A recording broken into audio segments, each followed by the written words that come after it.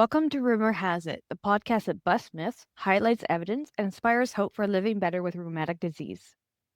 Through plain language interviews with experts, we offer actual knowledge so you can thrive today.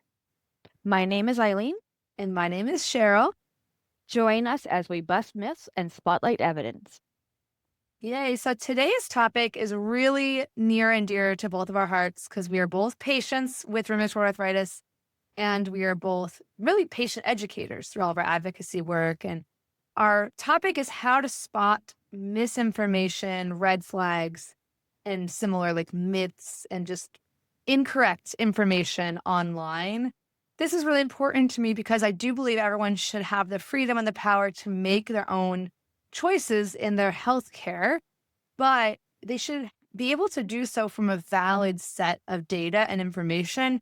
And I see a lot of people being led astray by misinformation online that leads them to making choices that are not in their best interest for their health. And we've both been contacted by people who say, wow, later on down the line, I really wish I had made a different choice. I just didn't know better.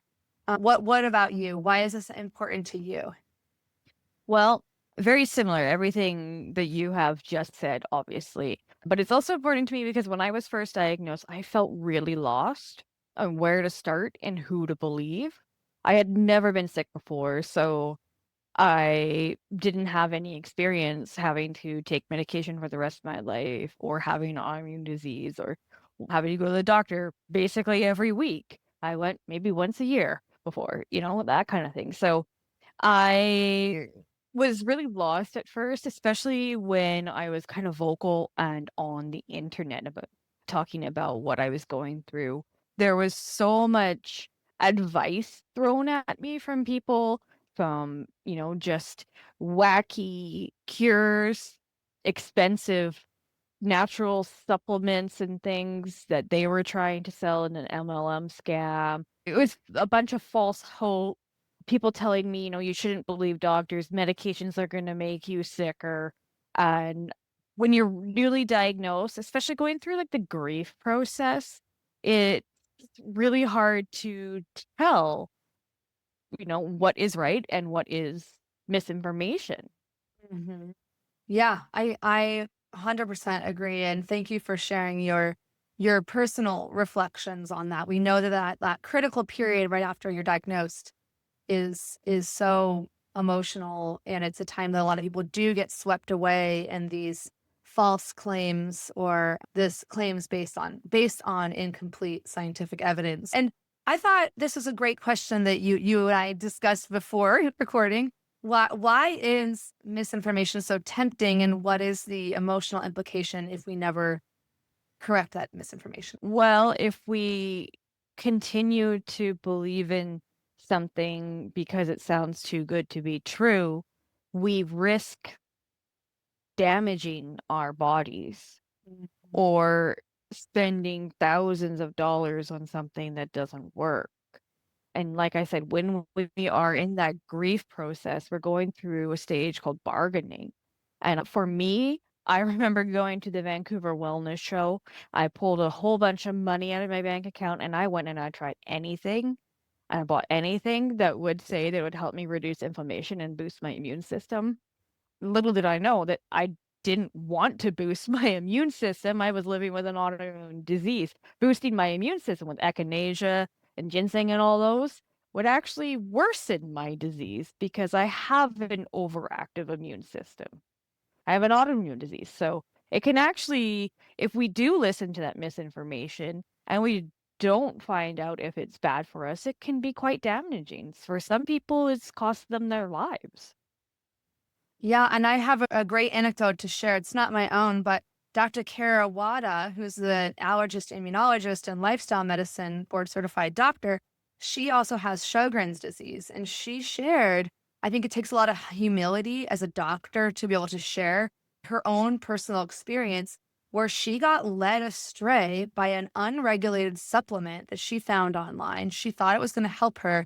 It ends up landing her in the hospital with liver damage, and that has happened to a lot of patients, that their supplements, the supplement industry is unregulated and unlike the pharmaceutical industry, I mean, if what they say is in those tablets is not always what's actually in those tablets.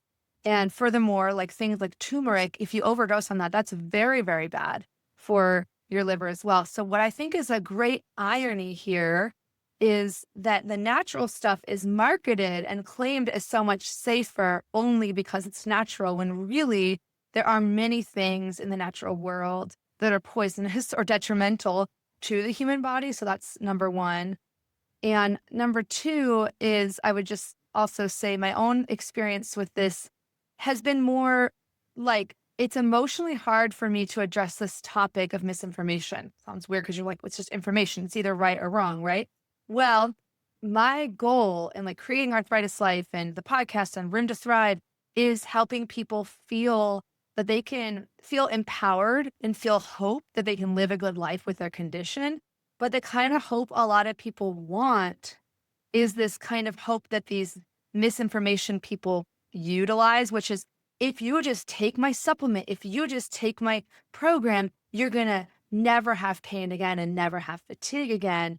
And I won't say those things ever. I'm very, very picky and particular about my language because I never want to provide false hope to people. I also want to provide the kind of hope that is the realistic hope, but that's really very real, which is you can live a good life with the ups and downs, with the things that are out of your control, versus saying your only hope for living a great life is a life where you control all your symptoms and you heal your gut and your illness goes away.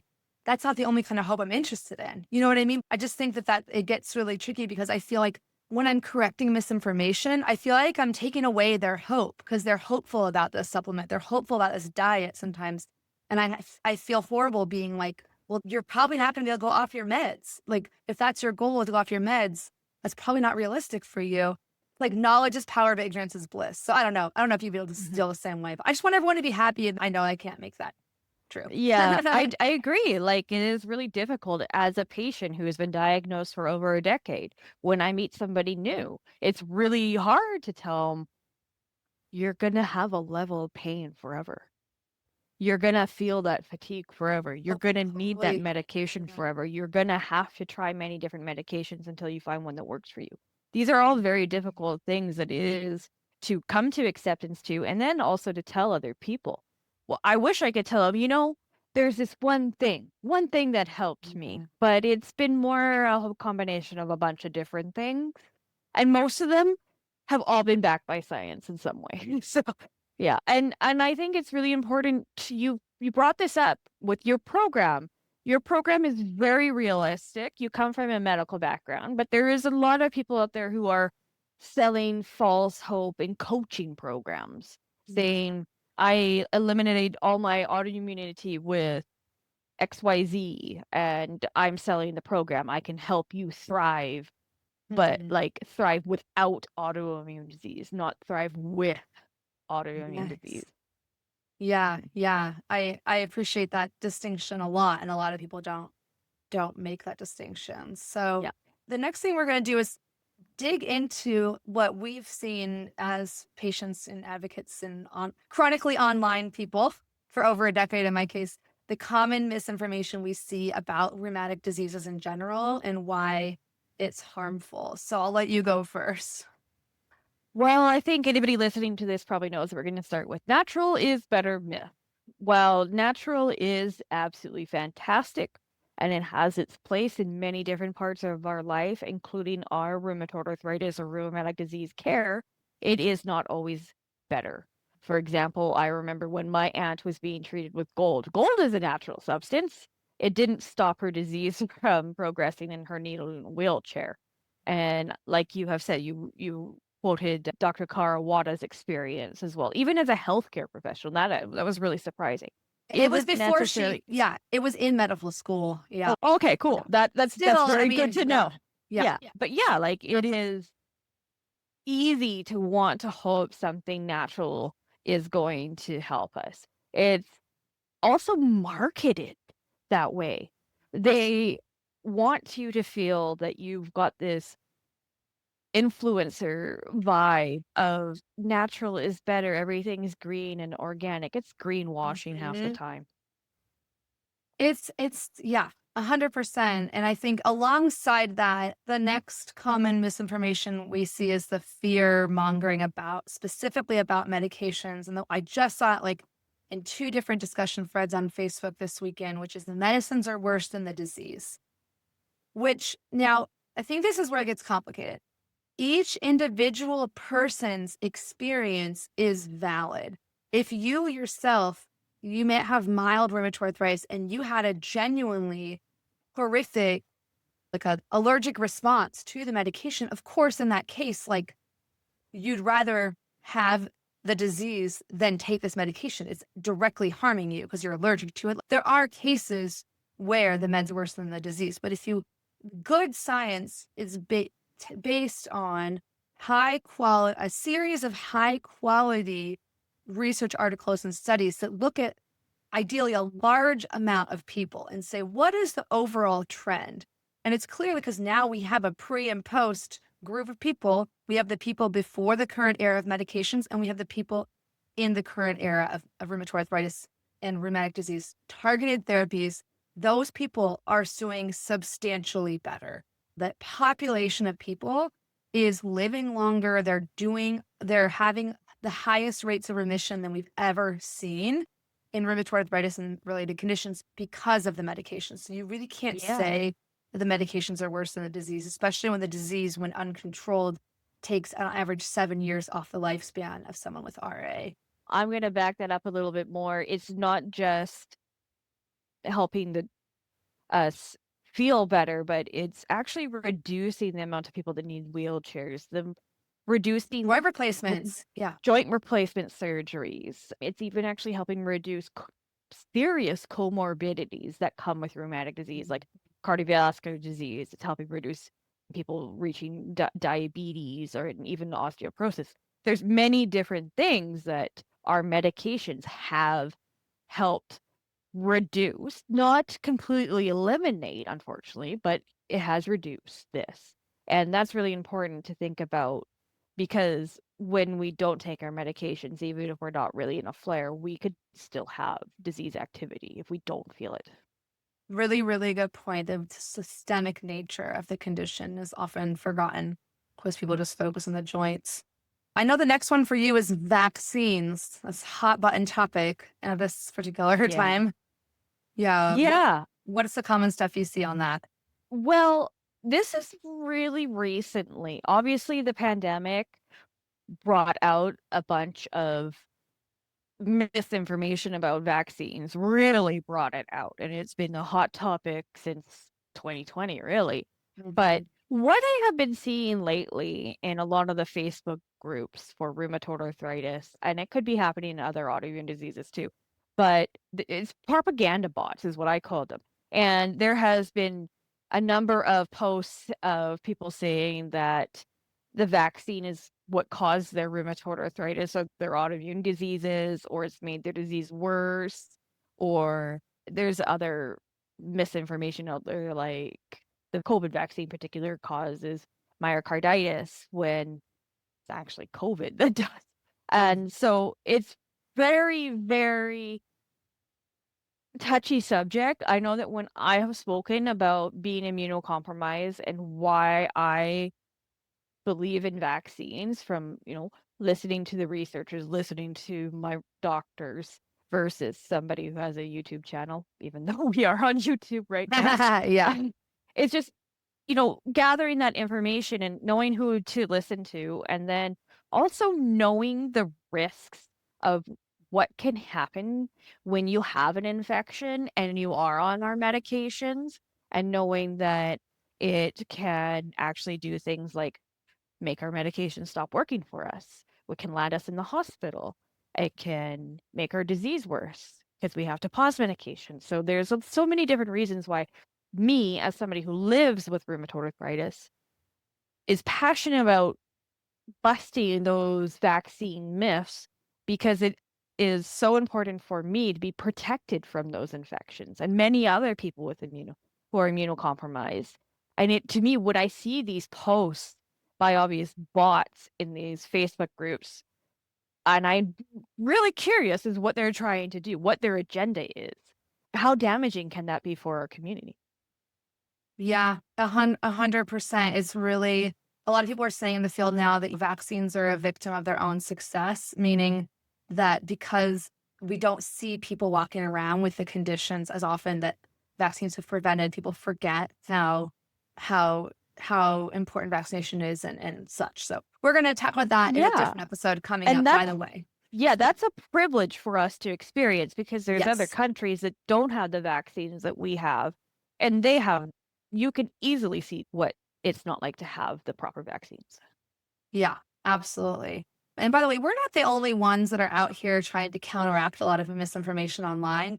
I've been really heartened to see in the last few years, just as the rise of medical misinformation online has correlated with COVID and more people being online and stuff like that, there's also been a rise of medical professionals and patient advocates coming together to try to correct misinformation. So it's not just Eileen and I. I'm going to put some great links in the chat, like Dr. Adrian Chavez, who has a PhD in nutrition, and some others. And, the next one that I was going to talk about is very quick because we've already covered it a little bit in another episode, but it's misinformation about dietary cures and supplements. And I'll simply say for that, in no other area do I see the claims of the effectiveness of an intervention being so wildly outsized compared to the actual effects of the intervention. Meaning, people say that all you have to do is do the autoimmune protocol and all your symptoms are going to go away. Now, that doesn't mean that in any one individual, it might be a really helpful tool in your toolbox, or it might be really, really foundational for your treatment plan. But there is no high quality evidence at the moment that any specific dietary intervention for rheumatoid arthritis and rheumatic disease specifically is going to do what some of these people claim they will do. For example, put your disease into remission, guaranteed. Reverse your autoimmunity. Those claims are really, really hugely outsized for the actual effect. It should say something like, may help you manage, may help you reduce fatigue, reduce pain. That's totally fine to say. But watch out for words. Then we're going to talk more about specific tips. But one I would say is really watch out for black or white claims, like 100% pain free. That is not realistic, and no high quality evidence would ever say guaranteed pain free. You can't guarantee pain free if you're a medical professional, and you won't guarantee pain free if you're an ethical person, in my opinion. Anyway, that's mine. But what about the next one for you? No, I think that was absolutely beautifully said. Thank you for Thank you. saying that. And, completely kind of tying into that is, do they have an undisclosed conflict of interest? Like, are they gaining money from what they might be selling you? Are they selling supplements? Is it a multi-level marketing agency kind of thing? Or are they are they offering you a coaching program without the appropriate background or education? Or like you've just gone over, wild claims, pain-free, reverse autoimmunity.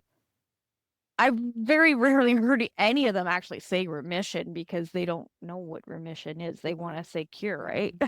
So yeah, you've got to make sure, like, ask yourself, why is this person recommending me this program? How much is Yeah. this program? You got to ask yourself, like, are they getting something out of this? Mhm. First, are they listening to you? And then do they have a suggestion? Or are they just saying, oh, you have an illness. Here, I have something that will help you. Exactly. And I really do think we can separate the people who are spouting misinformation. I think of them as two Venn diagrams that don't really overlap. One of them is people who know that what they're saying is wrong and they are simply in it to make money, make a quick buck, sell snake oil. They know that it doesn't work. And I actually think that's a smaller fraction. Maybe that's because I'm an eternal optimist. I think the bigger Venn diagram that doesn't overlap, but is right next to it, is people who lack, I'm trying to say this without being like, sound like a huge academic snob or something like that, but it's people who genuinely believe the things that they're selling and they don't have the requisite medical literacy to understand what they're selling. And they truly, I do think there's a population of people who have their heart in the absolute right place. And I think that's most commonly somebody who they have tried intervention that worked really well in their individual body, and they decide that that one anecdotal experience is sufficient to say that this worked for me. Therefore, if you just do my program, it's going to work for you, which that is not good science, right? Supplementing evidence with personal anecdotes because the human brain likes personal stories and personal storytelling, that is fine. But you have to be able to back that up. But that's when you'll never hear me say, do like it worked for me, therefore it will work for you. I think it's important that we talk about it, and it is going to be a passionate discussion because as patient advocates and people on the internet meeting so many people with different conditions and rheumatic diseases, we have seen what misinformation can do. We have seen and been people who have tried to target us with misinformation. Yeah. I will also say that some of those people who I said have their heart in the right place and they end up making claims that are outsized for the effect of their programs, I think many of them do make a good faith effort to find research to support their claims. What they end up doing is cherry picking data, which is not best practice. Evidence-based practice does not mean you have a bias towards a program because it worked for you, and then you just go out and find a research study that has one little paragraph in it that supports what you want. That you have to look at the wealth of evidence, and that'll be part of what we talk about next. Mhm. So, what are some of your tips for spotting misinformation and red flags online? Well, to break it down, the CRAAP test is a really great one, and we will provide more information about the CRAAP test in our resources that we recommend with this podcast episode. But what does CRAAP start for, and why do I keep wanting to say CRAAP? Well, because it means currency. What is the timeliness of the information? Relevance, the reason the information exists. Authority, the source of the information. The accuracy, the reliability, truthfulness, and correctness of the content. And what is the purpose, the reason the information exists? And in these resources, you can look into more of applying the CRAAP test to evaluate your sources. I highly recommend it. If you're just starting out, it's a great way to not feel so lost in how to spot misinformation online. How about you, Cheryl? What Yeah. would you recommend? Now, I want to give credit. Their crab test was actually developed by a librarian at the Merriam Library, California State University, Chico. We'll put a link in there because I think that that's brilliant. And the other thing I would say, and this is, we're going to do a separate episode with a researcher where we really break down like what to look for in terms of evaluating evidence for claims, because it is the whole, you would think science is black or white, but it actually is varying degrees of evidence. Autoimmune disease is very complicated, what actually causes it, what actually is going to help treat them. But the first thing, like you already mentioned, look at the source of the claim. If someone says that this thing is going to help you, this thing is going to help reduce your pain, does the person offering that claim have a conflict of interest, financial or otherwise? Do they have any medical training? It's not always required for high quality information. You're not a medically trained person, but you have become a really, really good, detect medical or misinformation spotting detective, I would say. But that, I think it's an important factor if the person has any medical training. Do they cite research? And most importantly, is that research high quality? I mentioned cherry picking data, but I would also look at what is the source of the study they are pulling from. It could be from what's called a predatory journal, which I'm going to put some links to those in the chat, but those are ones that kind of are known for promoting pseudoscience and things that were not high quality studies. A great example would be they took 10 people. Let's say I could take 10 people with rheumatoid arthritis, and they're just 10 people I hand chose that are like doing really great, and then assign them to my program. And then at the end of it, they're doing great, and say, oh, look, these 10 people took my program and they're doing great. Therefore, my program is effective. We have to have a critical eye on that, because you're like, well, were they not doing well at the beginning? If they were already doing well and they're still doing well, how do I know that this intervention is what caused the change? So being a critical thinker is really important. Are they looking at animal studies versus human studies? I see that all the time. People are like, oh, I saw this rat study. It's going to change everything in rheumatology. It's like, just wait until it's done in humans. So that's that one. What you alluded to, how did you develop your critical thinking around medical information? Well, I had to build my medical literacy for sure, and it didn't happen overnight. I was diagnosed in 2015. I was 29 years old, and like I said, I never really had any medical problems before. So being thrown into the world of rheumatology, very confusing at first. My doctor was saying all these things that I could barely understand.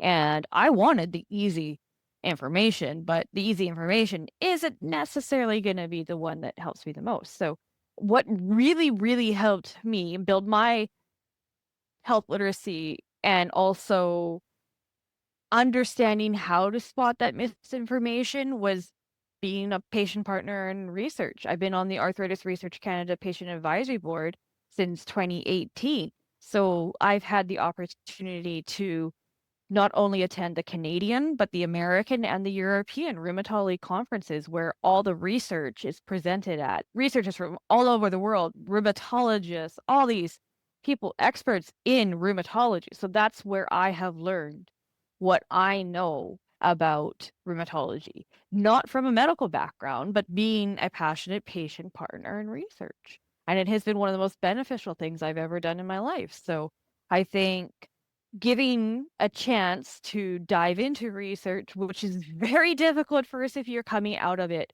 without a medical background, but giving it time. Yeah.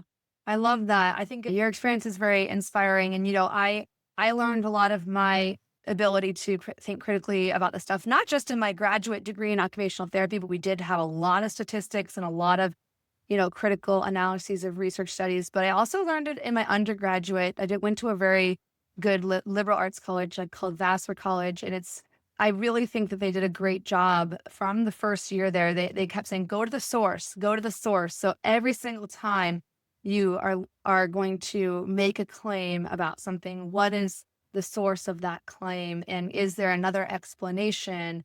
You're almost playing devil advocate. Is there another explanation for why you think something caused something? So I think we need to, just for sake of time, start concluding. But I know this is something you and I could talk about for hours, but what do you think, Eileen, is in one sentence, the most important takeaway you'd like someone to take from this episode? Well, actually, this one's very easy for me. The most important takeaway I think anybody coming at this should know is if it sounds too good to be true, chances are it's not true. Yeah. And I would just say go to the source. If someone's saying that research shows blah, blah, blah, what is that research? What is it actually showing? Hmm. Well, I think we're going to have to end this very vibrant conversation. Yes. So thank you again for listening to another episode of Rumor Has It. Yay. Don't forget to check out the full show notes on the Arthritis Life website, now also on chroniceileen.com. I think you linked to them there. And you'll have a full transcript plus video of our conversations there. Yeah, and we would also love to hear what you think about this episode. Shoot us an email or comment on our social media channels. Or if you have any recommendations of topics we should cover, let us know. Yay. Would love to hear from you. Thank you so much. Bye bye. Bye bye.